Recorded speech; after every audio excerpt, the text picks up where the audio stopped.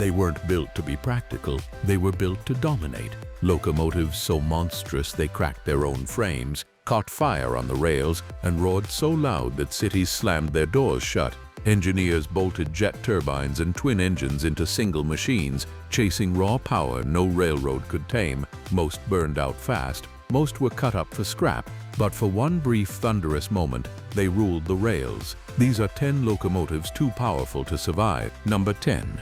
Krauss-Maffei ML-4000. Our countdown starts with a machine so foreign to American railroading that crews reportedly called it, among other things, the Kraut.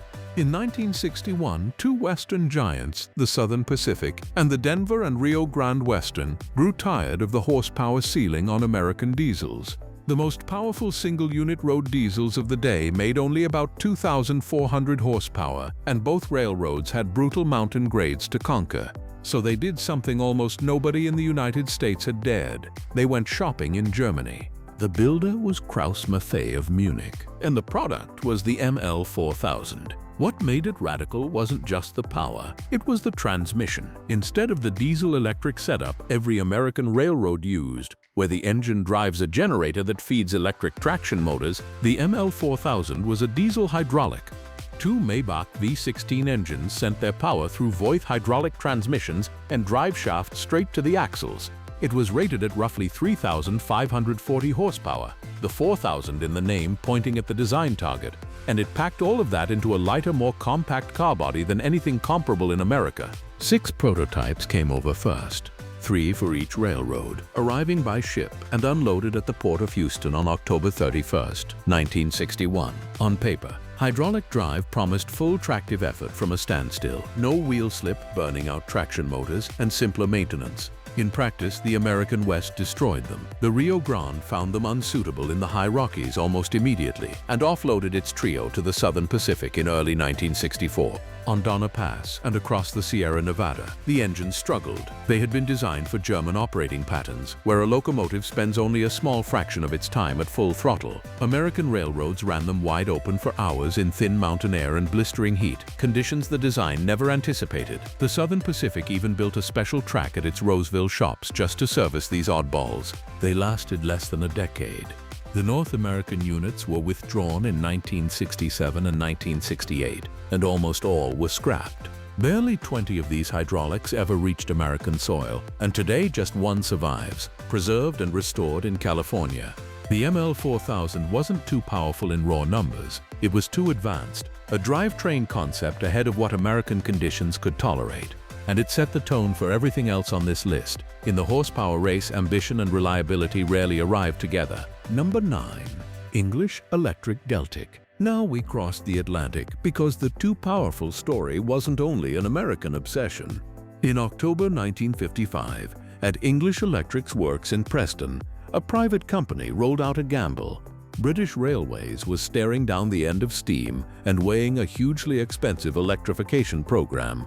English Electric bet that a diesel could be so powerful, so fast, and so light that it would make electrification look unnecessary.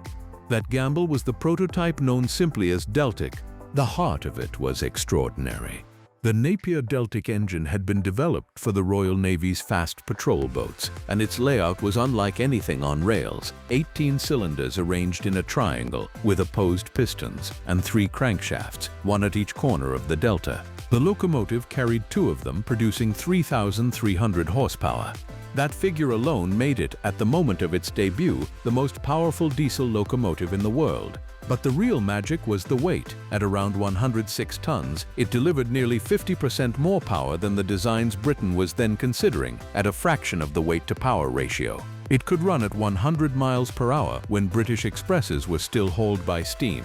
The prototype toured Britain's main lines and proved the concept. Then in March 1961, it was sidelined by a major engine failure and never returned to service. It survives today in the National Railway Museum's collection. But its performance had already done its job. British Railways ordered 22 production versions, the Class 55, built in 1961 and 1962. These machines took over the East Coast Main Line between London and Edinburgh, replacing 55 steam locomotives, and became the first locomotives to run regular 100-mile-per-hour service in Britain. At their introduction, they were again the most powerful single-unit diesel locomotives in the world. So why does a success story sit on a list of machines that were too powerful? Because that power came wrapped in complexity and cost. The Deltic engine was a specialized, high-strung marine design, expensive to maintain and utterly non-standard. As a small fleet of exotic locomotives, the Class 55s had no cheap fallback role once faster, more modern trains arrived. When the Intercity 125 came, there was simply nowhere economical to put them. All 22 were withdrawn between 1980 and 1982. Retired not because they were slow, but because keeping that much specialized power alive stopped making financial sense. 6 were preserved, and enthusiasts still keep the triangular scream of the Deltic alive today. Number 8.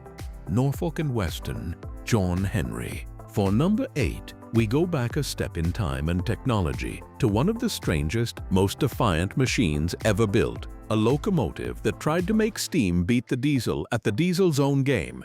In May 1954, the Norfolk and Western Railway took delivery of a one-of-a-kind giant, it nicknamed Jawn Henry, after Jawn Henry, the folk legend steel-driving man who raced a steam drill, won and dropped dead. It was a fitting name because this machine would also lose its race against the machine of the future. The N&W was the last major American railroad still devoted to steam, and for good reason. It sat on top of vast, cheap coal reserves, giving it nearly free fuel. Rather than surrender to the diesel, the railroad partnered with Baldwin Lima Hamilton, Westinghouse, and marine boilermaker Babcock and Wilcox to build a coal-fired steam turbine electric.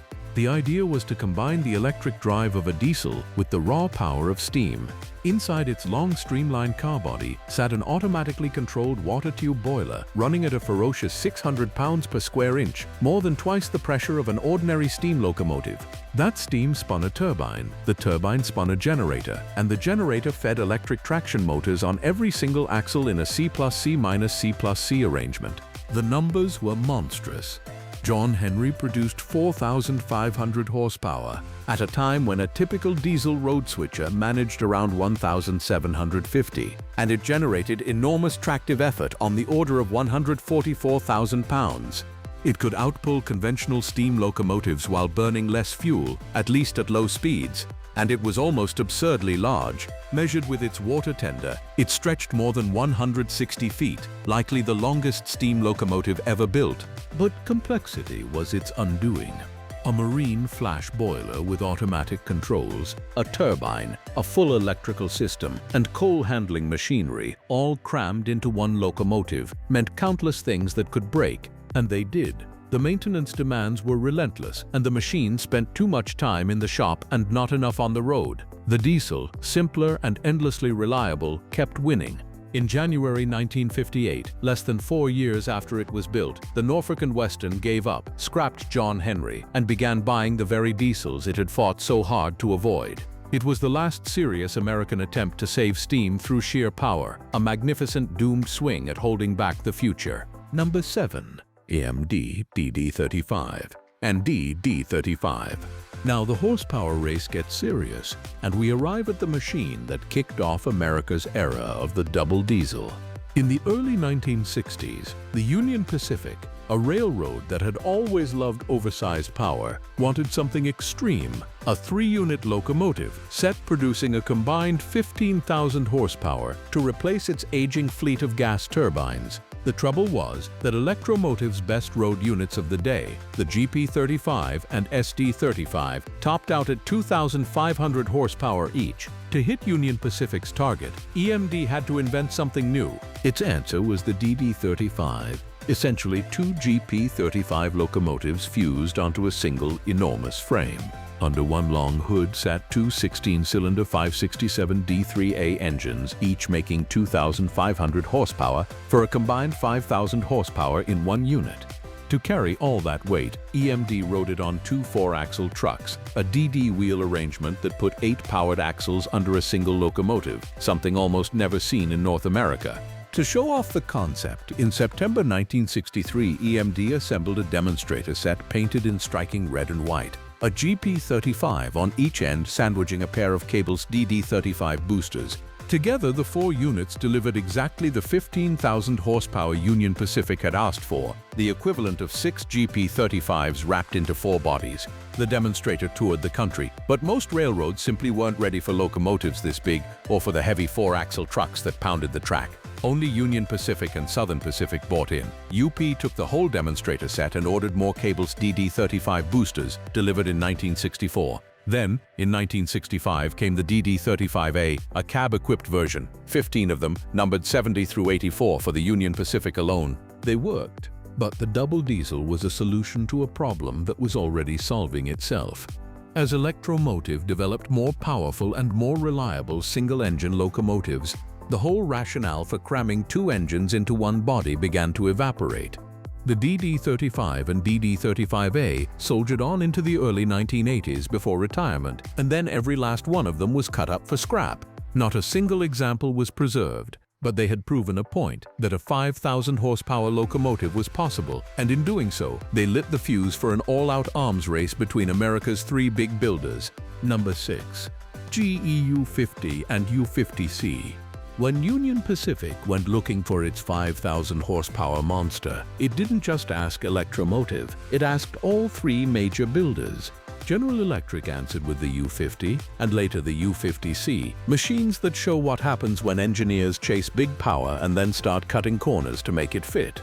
The first U50, built from 1963, followed the same recipe as the DD35, 2 16-cylinder engines producing a combined 5,000 horsepower, riding on 4 2-axle trucks joined by a span bolster. Union Pacific liked the engines well enough to buy 26 units, but the design was heavy and ungainly and the 4-truck arrangement limited it to slower drag freight work. So GE went back to the drawing board and produced the U50C in 1969, a machine built to make its power at higher speeds. 40 of them were built for Union Pacific through 1971, numbered 5,000 to 5,039, developed to the very same specification that produced EMD's famous Centennials. Here's where it went wrong. To save weight and let the locomotive ride on 2 6-axle trucks, recycled, remarkably from Union Pacific's retired 8,500 horsepower gas turbines, GE made a fateful decision. It used aluminum wiring instead of copper throughout the electrical system, along with lighter 12-cylinder engines that still made the full 5,000 horsepower. The aluminum wiring proved prone to overheating, and the results were exactly as bad as they sound. The U50Cs began catching fire.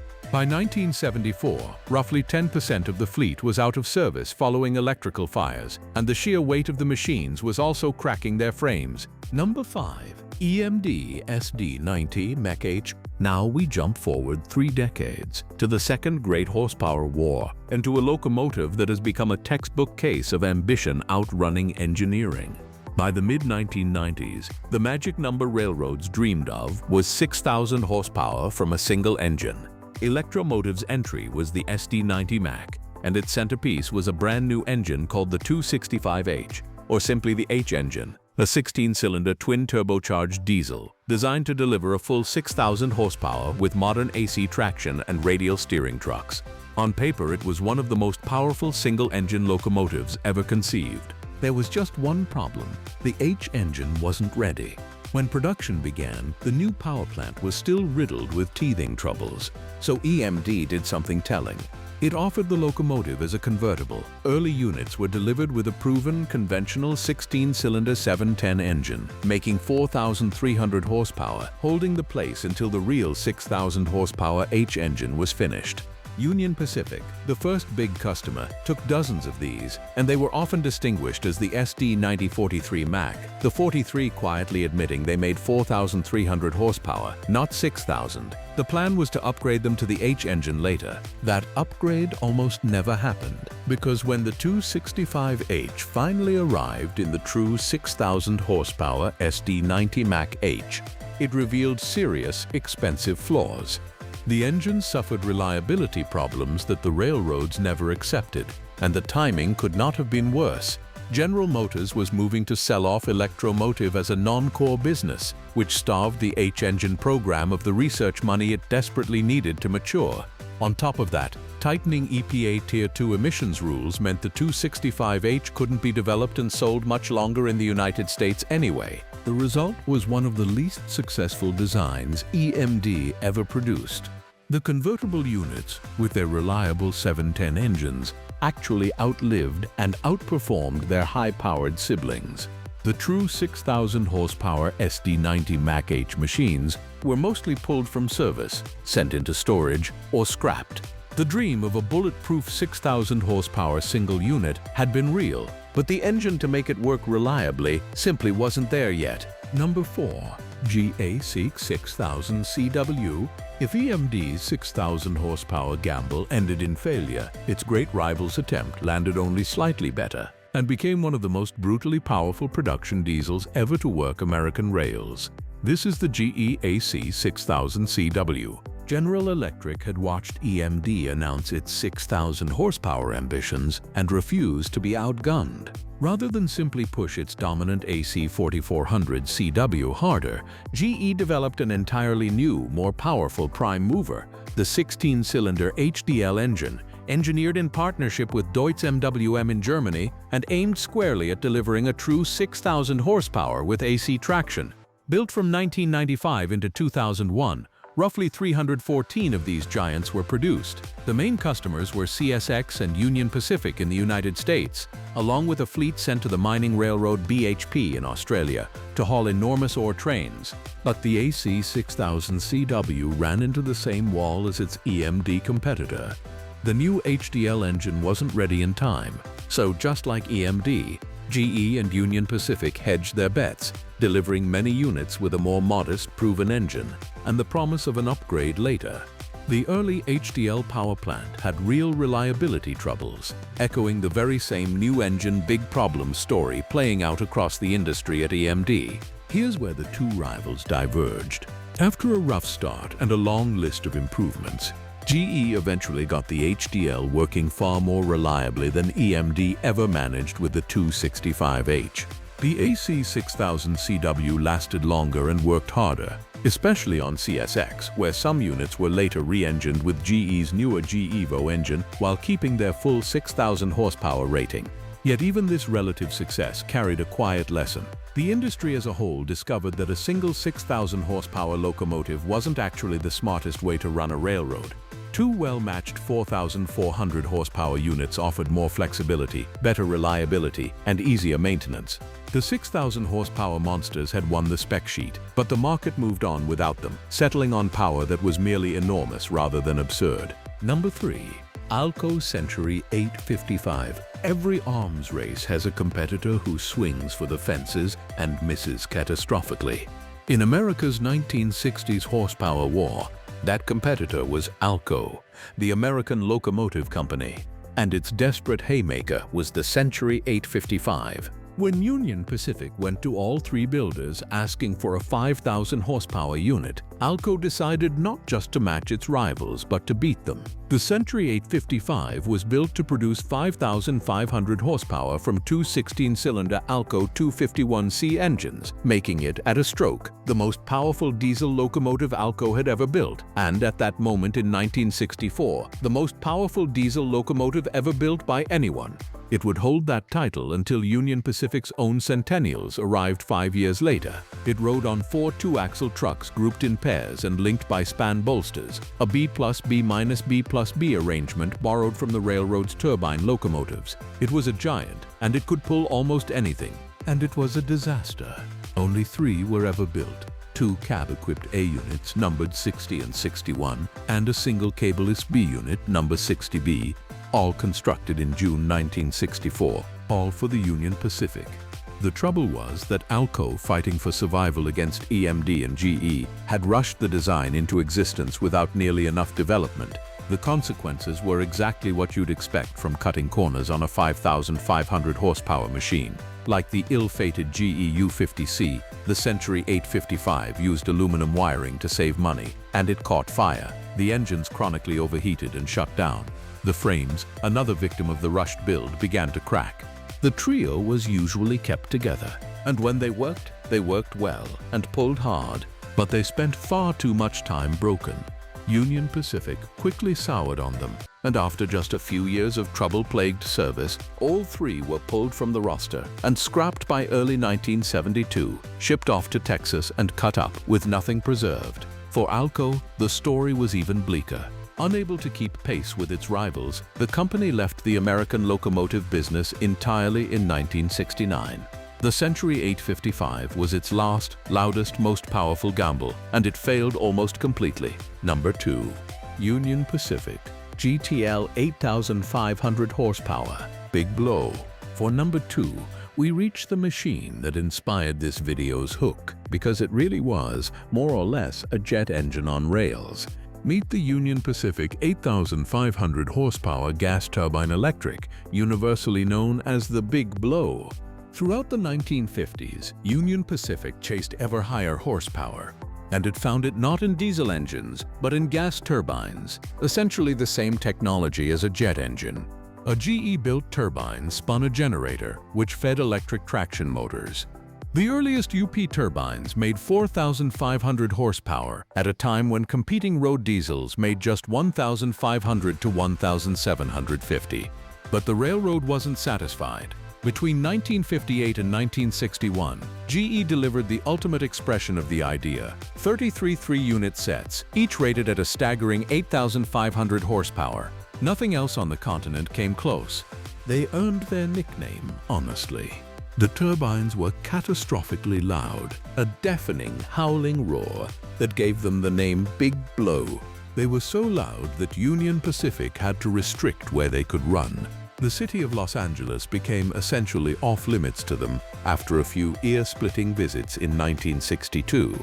So, the Big Blows were sent to roam the wide-open, thinly populated country between Council Bluffs, Iowa, and Ogden, Utah, where they frequently hauled entire freight trains all by themselves. One turbine set doing the work of a small fleet of diesels. It was a spectacular sight and an even more spectacular sound. There was a clever economic idea underneath the noise. The turbines were built to burn Bunker C, a thick, heavy fuel oil that was cheap at the time, far cheaper than diesel fuel. But that advantage was the whole ball game, and it didn't last. Gas turbines are ferociously thirsty, gulping fuel even while idling, and as the price of Bunker C climbed and the machine's maintenance demands mounted, the economics collapsed. These 8,500 horsepower behemoths, the most powerful the turbine era ever produced, were all retired by the early 1970s. They were arguably the most literally overpowered locomotives ever to turn a wheel, too loud for cities, too thirsty for a changing fuel market, and utterly magnificent while they lasted. Number 1. Union Pacific DDA40X Centennial. And at number 1 stands the king, the most powerful single-unit diesel-electric locomotive ever built. A record that has never been broken. This is the Union Pacific DDA40X, forever known as the Centennial. By the late 1960s, Union Pacific had experimented with turbines, with EMD's DD35, with GE's U50, and with ALCO's doomed Century 855. A decade of chasing the perfect big locomotive with mixed and often disastrous results. In 1968, the railroad tried EMD's 20-cylinder SD45 for high-speed service, but it didn't fully satisfy management. So Union Pacific commissioned EMD to build something that would outpower the DD35, the U50, and the C855 all at once. The result was the largest, most powerful diesel locomotive the world had ever seen. The DDA40X carried two 16-cylinder 645 E3A engines, each uprated to 3,300 horsepower, on a single frame stretching an astonishing 98 feet 5 inches, a length record all its own. Together those engines produced 6,600 horsepower, a figure that more than half a century later still stands as the most powerful single locomotive unit ever produced. 47 were built between 1969 and 1971, numbered 6900 to 6946. The very first, number 6900, was rushed to completion so it could take part in the celebration of the 100th anniversary of the driving of the Golden Spike at Promontory, Utah, on May 10, 1969, the completion of the Transcontinental Railroad. That Centennial gave the class its enduring name. But here's what makes the Centennial the perfect number 1. Unlike almost every other machine on this list, it worked. These 270-ton giants hauled priority freight at up to 90 miles per hour, powering trains over the fearsome grade of Sherman Hill. They were reliable, they were hard-working, and they were beloved. Each unit averaged around 22,000 miles a month, and by the mid-1970s, every one had racked up more than 1 million miles of service. Of all Union Pacific's massive experiments, the Centennials were the undisputed success, and yet even they couldn't escape the logic that killed the others. As reliable, easy-to-maintain single-engine locomotives improved, the whole reason to build a double-engine monster faded away. Two ordinary units could now do the job with less complexity and less risk. The Centennials were gradually retired between roughly 1980 and 1985, made obsolete not by failure but by a smarter, simpler kind of power. Several were preserved, and one, number 6936, kept running for decades as the last operational Centennial and the largest operational diesel locomotive in the world, before passing into the hands of a railroad heritage group. The most powerful diesel ever built was, in the end, simply too much locomotive for a railroad that had learned it no longer needed one. Which of these monsters was your favorite? The screaming big blow, the record-setting Centennial, or one of the beautiful failures in between? Let me know down in the comments, and if you enjoyed this ride through railroading's most overpowered machines, subscribe for more. Thanks for watching.